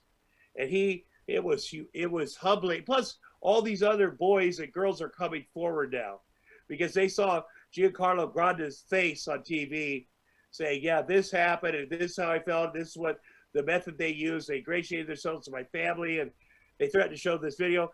And then all these people are called up like, oh my God, that happened to me. They took me out to their farm, and they did this, and then I was friends with their son, and then, oh my God, I've been so embarrassed, and I moved away from town. I've never told a soul. And this happened, and then they're reporting it because there's, you know, I forget what, the Title IX or whatever. That's probably not it, because it's about, but there's a thing about where you get money to a university. The people that work at the university cannot have sex with the students, Right. or they will lose their funding. That's also what's going on here. It's illegal. It is a federal crime to have sex with the students. If you want money from the government, you can't have sex with the students. And that is also what's going on. So there are violations. So I want that out there too. Okay, good. But you know, Should he be in jail? Should the Falwells, should they be locked up? He also has committed, financial crimes. Now all this financial, because now the university wants their money back. Because now they're like, they went from, we love you, they won that bad, you did this thing. Oh no, that's still not that bad. Oh, that is bad. Oh, oh my God. Oh, how much money? And when it becomes a certain amount of money, they're like, oh, now we want that money back. Because money, even born against and evangelicals, at a certain point, the money, when it becomes 20, 30, 40, 50 million, 60 million, oh yeah, we're going to get that money back. Yeah, we want that money because it was your dad that started this, not you. That's how they turned. And because they're going to lose students. They've been losing students because of him, because of Trump. And it's the same thing with Trump. At a point, people go, and it first was women. They go, I just can't. It's just too much. Even Republican women, it's too much. Don't want to see this anymore. It's like a reality show that's been on too long. And now that you can see it with even evangelicals, they're like, no, too much. And the Falwell thing is important because he started it, and now people are like, to get him fired from his university, it maybe everybody doesn't know exactly why, but it is something. And nobody thought it was possible a year ago or 6 months ago, but he is out. Excellent job, Tom. Yeah. Excellent job. No, I want you on my side. I don't want you digging into my past. Yeah, I'm going to get Don Jr. fired next. And I was going to ask you about this because I was going to ask you about Dumb Jr. because is it me or does he look like he's coked up more and more? I mean, you've had addiction problems in the past. I have. No, I'm an addict. I'm in recovery. I've been years of recovery. I have to work on it every day. I've known Don Jr. from my recovery. I've helped him. We all have to help each other. Last Saturday night, Anthony Scaramucci is one of the best people on the planet. He's somebody I met 2018 when I was doing my show, and I went over to his office, and you could see that video, what it was like. It was an episode of my show because I thought that guy seems like he's redeemable. He seems like a genuine good person who just wants Trump to be as good as he is, but he never will. And I went over there and we filmed that. I tried to convince him. At the time, he just wasn't convincible, but I knew there was hope, and eventually he came around. And we've become great friends, and he's been very helpful to us. And it's important. He's been helpful in ways like he had John Kelly, who he hated at the time. He blamed him instead of Trump, who was General John Kelly, who was Trump's chief of staff when he got fired. He had him on his podcast, Scaramucci, about a month ago on camera. And that was the first time General John Kelly said Trump should not be president. He doesn't have what it takes. He doesn't have you need somebody with morals and ethics to be in charge of this country. And so we took that footage that Scaramucci got and gave it out everywhere. And everybody's like, why isn't John Kelly on camera for the Atlantic article? Say that Trump said what he said about John Kelly's son at Arlington. Well, he's on camera doing this, and he obviously, him and Mattis were sources for the Atlantic article. But in military, you don't, it's just something you don't do. They may very well before the election, but you have to respect, but anyway, so Scaramucci and I, are very close, and there's a lot of Republicans who are doing a lot of very good things, but he calls me and he says, hey, man. And by the way, Scaramucci was very helpful to Michael Cohen and his family when he was in prison. And he took care of them in ways that I don't want to say but he is a mensch, is a good job, as we Jews say all the time. And Scaramucci, I put this gently, he is, a lot of people know Kimberly Guilfoyle, not just the governor here in California. And I met her when she was married to Gavin Newsom many years ago, and we hung out, and she's changed, and we've all changed. And sure we have. She's changed. We've all, the Mooch knows her too, and has he got pictures of her too? before he's married. No, but so he calls me, and everybody, my uncle and everybody feels sorry for Don Jr. And I used to feel sorry for Don Jr. because, like everything Trump does, he pits people against each other. In the country, he's pitting us against each other right now. He used to pit Eric against Don Jr. all the time. And, you know, that's another reason I want to get those outtakes of The Apprentice, because there's the worst case of that. He made Don Jr. cry on the show in between because he pit those guys against each other their whole lives, the two boys. That's how he shows love. And, man, it was something about his Don Jr.'s stupid tie, and he just stayed on him and stayed on him and stayed on him. And he kept praising Eric and praising, and he ended up blowing up and crying. And part of that's because he hated his dad for a year, and his dad kicked him out of the house for a year. Out of the house, no, out of the family. It was after he could have had his own house. And he didn't give him a dime. And my friends and I and people like us supported him for a year. We took him to Maui. We just were kind to him and supported his sobriety. And this is in the 90s. And there are like Kimberly Guilfoyle parties, alcohol, drugs, but she's a person that's like, she's not what I call a raging addict. If I did cocaine tonight, I'd be fucking gone. Pardon my language. I'd be gone. I'd do it all. I'd do this much, and then I'd go, okay, I need everything. I get that. I can see anything. that. I can't have a drink. I can't do a little drugs. I can't do anything. I know that. It'd be like, and so that's what it's like for Don Jr. So her job is to pretend she's his girlfriend and then keep him going. And she knows she has connections. She can do whatever. So Mooch calls me. He's like, I'm worried about Don Jr. You got to figure out a way to get him help. You know, Guilfoyle's over there. And believe me, let me just say this again, and without, Mooch knows Guilfoyle, you know, and so I'm just saying this. She wants to be with Mooch. And I tweeted that a couple times. He's like, don't shoot. Guilfoyle's calling people that are not Don Jr. all the time. So I go, okay, I'll see what I can do. And so I saw Giuliani, who I know too. We all know and he had a picture with his son, about his son maybe running for New York. It was in the New York Post. I think this was last Saturday. You can check it on my Twitter. And I thought, well, that's my it. I just tweeted, hey, you know, Trump, Todd Jr. is all messed up, and now I'm going to put it on you. I'm going to put it on you to be responsible because you're Trump's lawyer. Yeah. So I know you know it's happening. I'm going to put it on you right now, Rudy. You do something about it right now because if something happens, now it's on you. Because I'll tell you what's going to happen. He's going to be, maybe they'll get him sober today because of all the stuff out of that other video.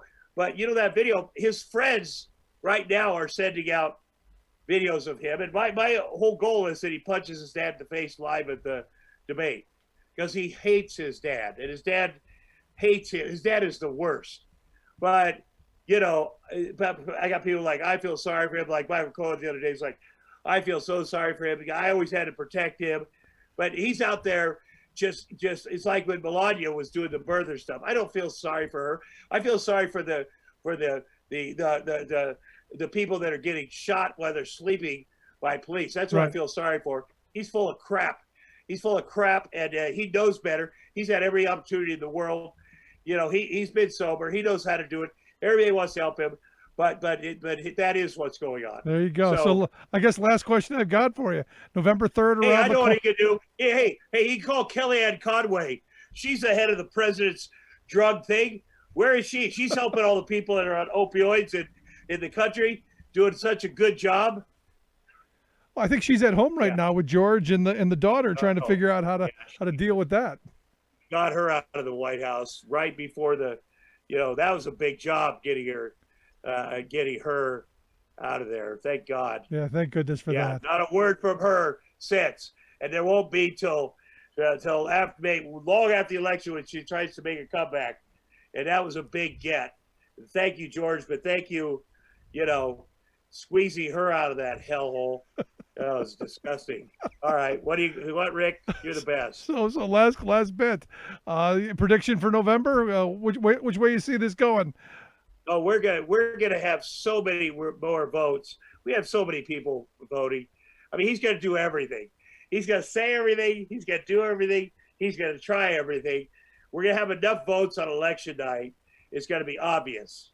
Enough votes. But he's going to still do everything and say everything like he is. I mean, it's outrageous. There you go. It's outrageous. But we are going to, until that day, people like me are going to still do everything we can. And people still have to vote, still have to register. So have to show up at the polling places. We're going to show up. We're going to show up and watch for his bullies to show up. And our bullies are going to show up. And we're going to make it safe for everybody. And whatever you got to do, and every time he says something outrageous, we're going to blow it up.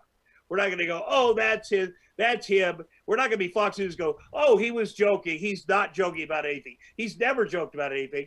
We're going to do all that. I think Joe Biden, I'm looking forward to Tuesday night. There was a time when I wasn't, by the way. Yeah. I'm looking forward to it. And we're just going to continue fact-checking him and just continue taking names of all the complicit people. Everybody that says that's okay, or I'm just doing this for the Supreme Court judge, or because I'm pro-life, and that BS. It's okay because of this. We're taking all the names down, and they're going to. Thank you, Rick Smith. Beautiful stuff, Tom. I appreciate it. Sure. Always a ride. Thanks, man. Thanks, buddy. Good stuff, Tom Arnold. I love having Tom on. Always fun. Let's take a quick break and recover. Right back after this.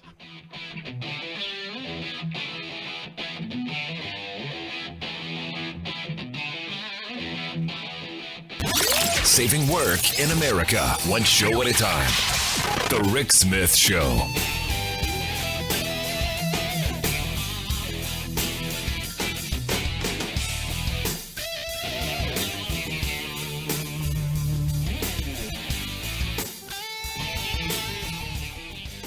I'm Rick Smith, and this is Labor History in 2. On this day in labor history, the year was 1917. That was the day Illinois Governor Frank Loudon hoped to meet with striking streetcarmen in an effort to end their strike. Transit workers in Springfield, the state's capital, had been off the job since July 25th. But the strike had gained so much support that Springfield had now erupted into a full-blown general strike. According to the Sangamon County Historical Society, thousands of union members shut down mines, railroads, bakeries, restaurants, laundries, and construction sites following the violent crackdown of a pro-labor march by state police and militia. The march had been scheduled for September 9th. The union hoped to show support for the striking streetcarmen after a number of clashes between strikers and state militia. After they were denied a permit, many of the 50 or so unions decided to march anyway and were attacked. Some were shot. More than 40 suffered bayonet-inflicted injuries. By the 11th, most everyone in Springfield had walked off the job.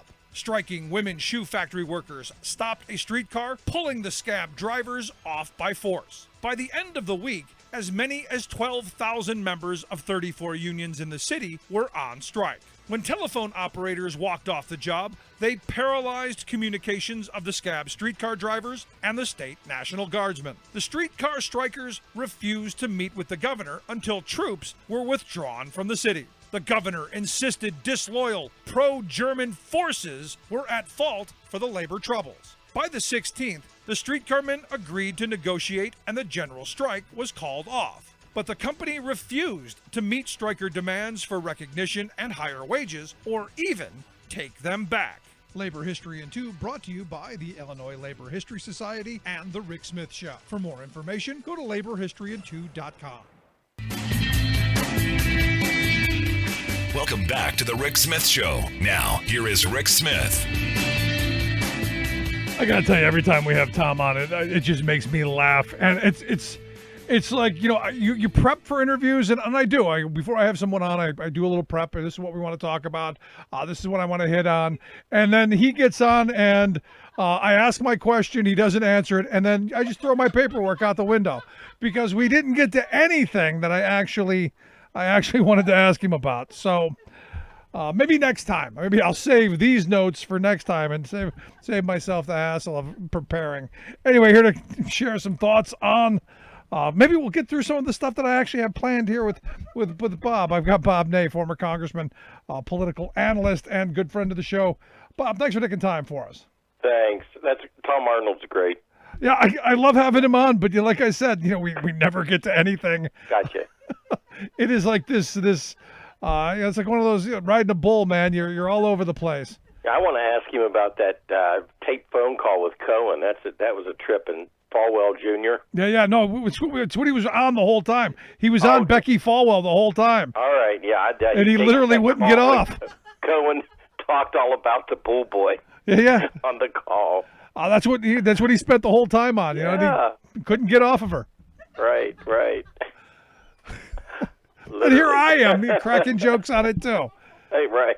Oh, there's just something seriously wrong with me today. But you know what? Here's the thing. On a day like today, I think we need to have a good laugh because obviously today was the day that RBG was late in state in the Capitol, and it was one of those moments where I got to tell you I was I'm not overly emotional, to be honest, but a little I'm not going to say choked up, but a little emotional. I watched it. It was somber. They started in Statuary Hall, and of course she'll be the first female to lay in state in the rotunda. And I watched the ceremony, when it began and everything, and then watched members I used to serve with. They were stopping by the coffin to pay their respects whichever way they felt appropriate, and it was very moving. Yeah, it was, but I couldn't help, and I went into this at the beginning. I couldn't help but think, the person who's going to replace her is going to be the polar opposite of who she was, and going to be the driver of what we know is coming, which is pretty much the repeal of the 20th century. I believe we're gonna see major steps back and immigrant rights and minority rights and civil rights and women's rights, workers' rights. All that's gonna go backwards, and voting rights, which you were instrumental in getting the Help America Vote Act pushed through. I just see all bad things happening out of this. Well, it's going to be very interesting because then if you look at the court, well, she's 48, so she can last, a long time, technically.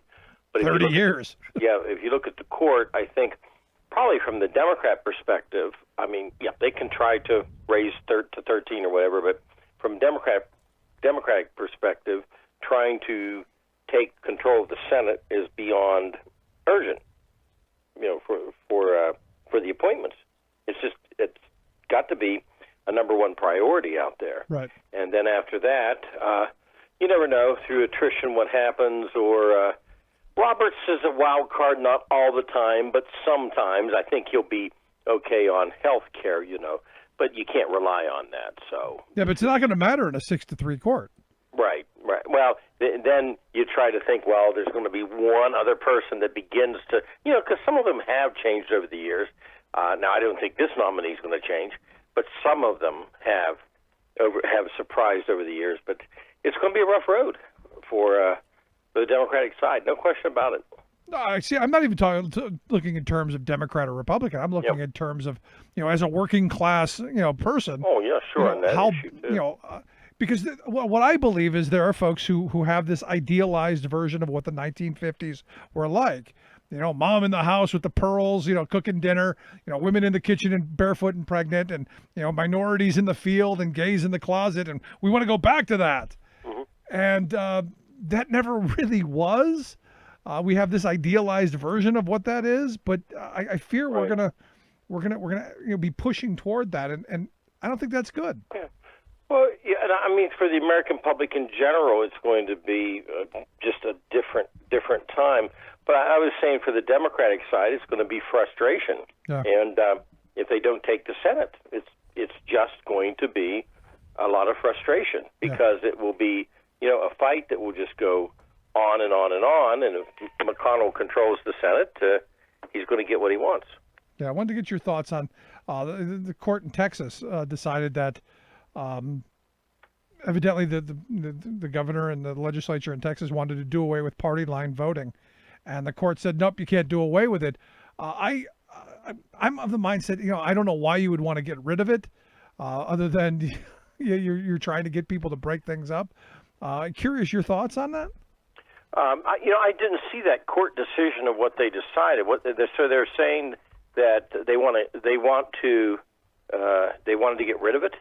Well, Texas wanted to get rid of it, and the court said they can't eliminate it. It has to remain. It has to be there, and it's again not surprising that the Republicans are trying to make it harder to vote and all of that. But this way is just another one of those things where the Democrats are saying, a lot of Democrats go in and pull the straight party ticket, as do a lot of Republicans. So they wanted to do away with the straight party voting option, and the court said no.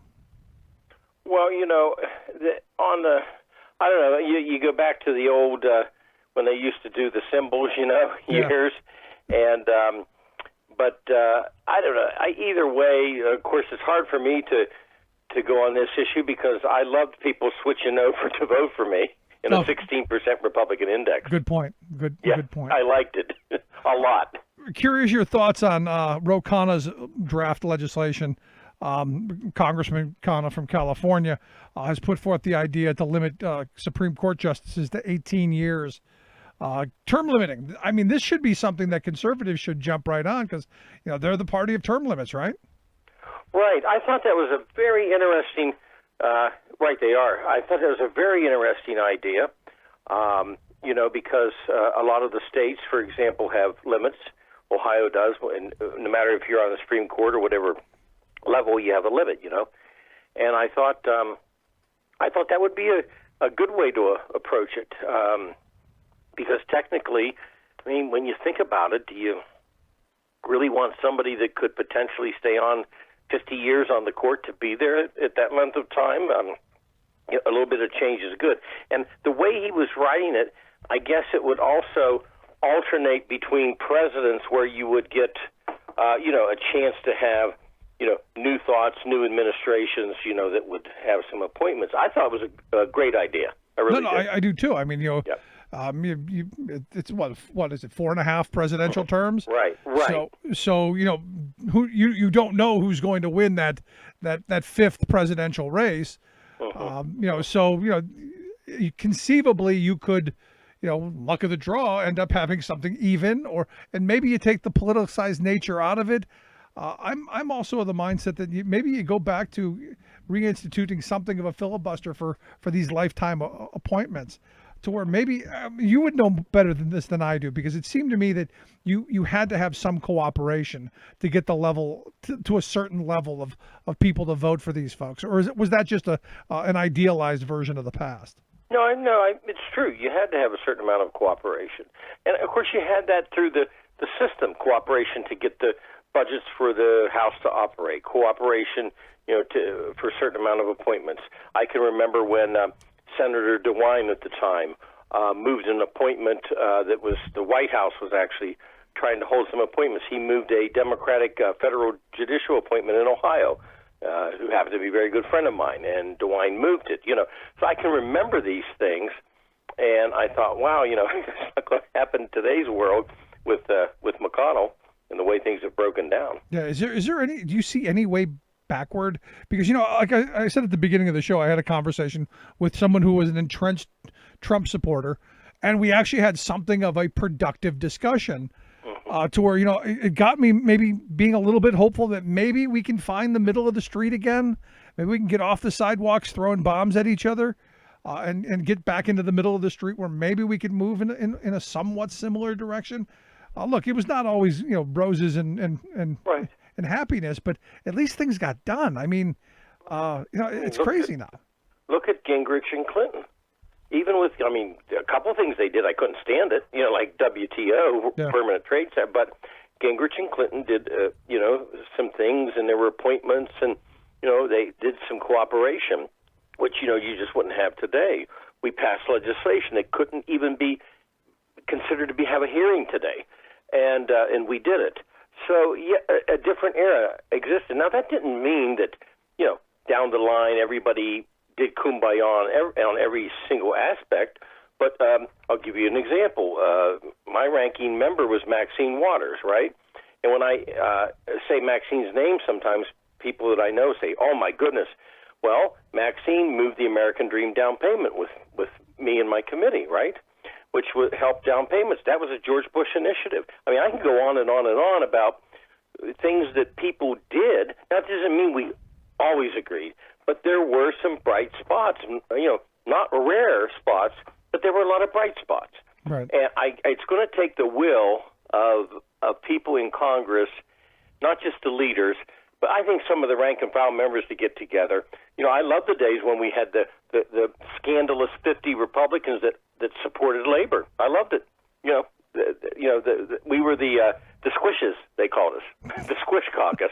I loved it. We had 50 of us, Yeah. We used to combine with Democratic members to make sure that certain rights were protected for labor. I like those days. Those were good things. Now, there's only one that I can think of. There's only one Republican that I can think of in the House right now, and there might be another, but there's only one, and that's Fitzpatrick, in the southeastern part of Pennsylvania, down near Philly. He's the only one that I can think of who would be considered pro-labor. Right, Fitzpatrick. I actually was in his district before. I can't remember the city he was in, but yes, Fitzpatrick.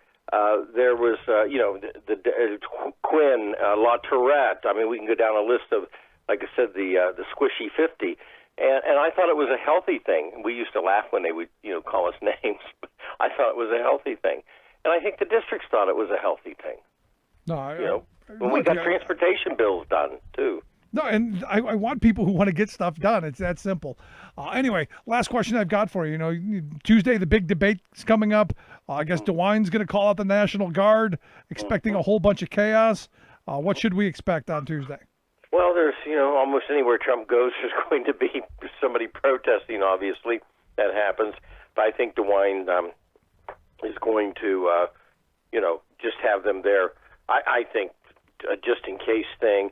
DeWine's pretty reasonable guy. He's been criticized a lot by a lot of Republicans because of his position on the coronavirus, but I think he's just taken a precautionary measure so there's nothing unusual that will happen in Cleveland under his watch.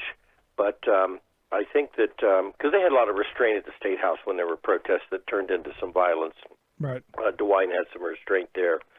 But the debate's going to be, I think, a big deal. I think this debate's going to be quite a big deal. And it's going to be interesting. I would think one of the main questions I would be asking if I was there is about the transition of power. Yeah, are you surprised? Are you surprised that Trump? I got to tell you, I was surprised that the Senate actually passed Joe Manchin's resolution to commit to a peaceful transfer of power. I'm going. I wonder if that's ever happened before, that we had to actually reaffirm in the Senate that we're going to go along with what we've gone along with for 250 plus years. I mean, it's crazy. Well, Rick, this makes people nervous. When I saw it, it made me nervous as a citizen of the country. McConnell came out and said something, okay? And like you said, this passed with Manchin, the resolution, and it's because people realize no matter what, you can't have this. Now, Hillary Clinton, because somebody said, well, Hillary Clinton told Joe Biden to do. No, Hillary Clinton was just saying, to make sure of the accuracy of the votes that were counted, and and said don't give in right away, which is fine. To me, that's irrelevant. What Clinton said, it's irrelevant. What's relevant is what the president said about a peaceful transition, and just the mere fact of saying it. He gets away with some cutesy or stirring moments. This isn't one of them. This isn't something to even allude to. I mean, it brought in my mind of the military having to storm the White House. Yeah. No, I mean, not a good thought. Not a good thought. But we will see how it goes, and I can't wait for Tuesday. I've already got the popcorn set aside. There you go. Going to be an interesting day. But Bob, as always, appreciate the time, man. Thank you. Our good friend Bob Ney. I can't wait for it. I'm going to take a quick break. Right back to wrap things up. Stick around. You're listening to the Rick Smith Show.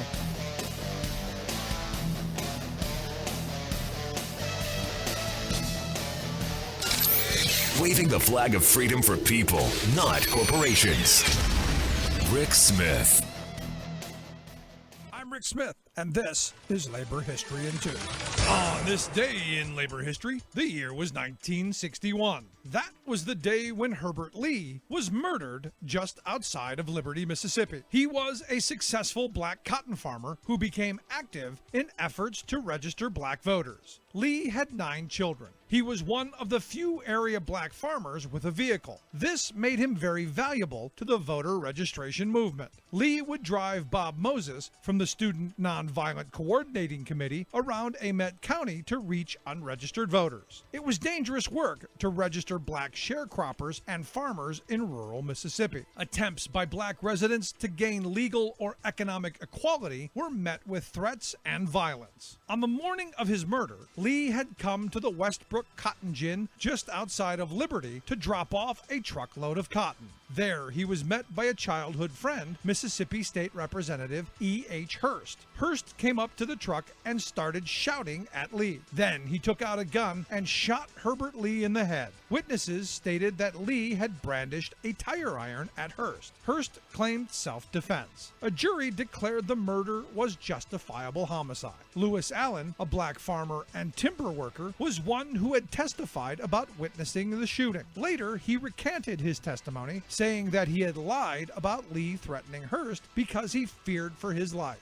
After Allen began to talk about what he actually saw that day, he became the victim of harassment and beatings. Finally, on January 31st, 1964, he too was gunned down in his driveway. No one was ever convicted or even arrested for his murder.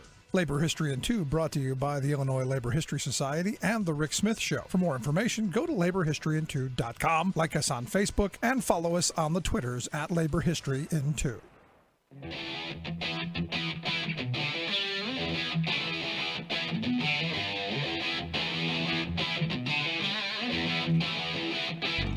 Welcome back to the Rick Smith Show. Now, here is Rick Smith. Yeah, I can't wait for Tuesday. And as I've said before, we're going to be taking Tuesday off so we can enjoy the debate. You know, the thought had popped up. Someone said, hey, you should put a live cam and you should stream you throwing things at your TV. And I'm going, no, I'd like to be angry and in private. But it's not a bad idea. Maybe we should do one of those. Maybe we should do like a live watch party at some point. If it weren't for the COVID, maybe we'd do that live somewhere. But I'm looking forward to Tuesday. I really am. I think it's going to be. I'm hoping Joe brings his A game, and then Donnie, as Scott said earlier, goes running for the hills.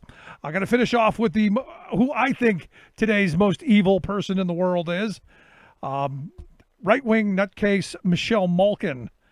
I'm sure everyone knows who she is. She tweeted out that their standing ovation from Waukesha County GOP women for my special guest, whoever Callie Kidd, whatever it is, and Wendy Rittenhouse, Kyle's mom.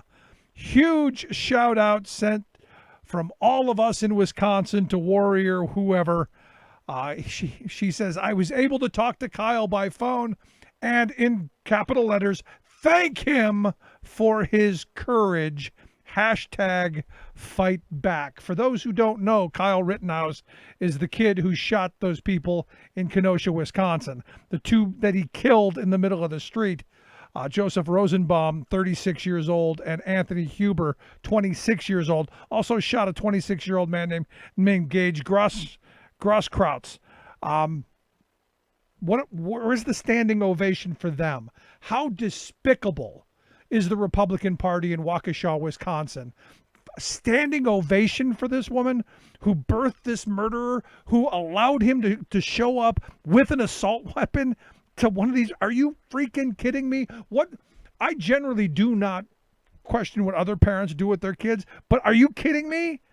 You're going to give a 17-year-old kid access to a semi-automatic weapon and then let him leave the house with it to go to a little protest? Are you flipping mad?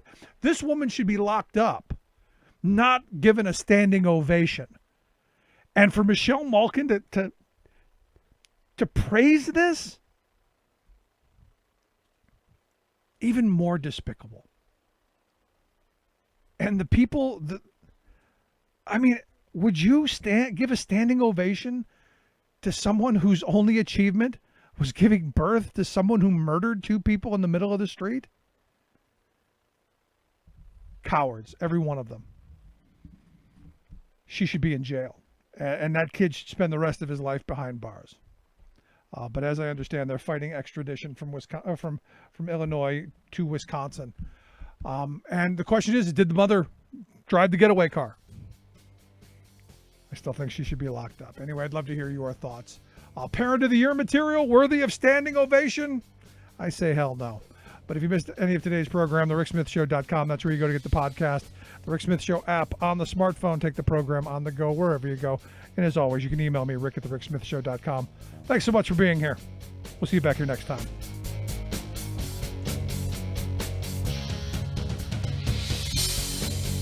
You've been listening to The Rick Smith Show. Email Rick at rick@thericksmithshow.com. Until next time, this has been The Rick Smith Show, where working people come to talk.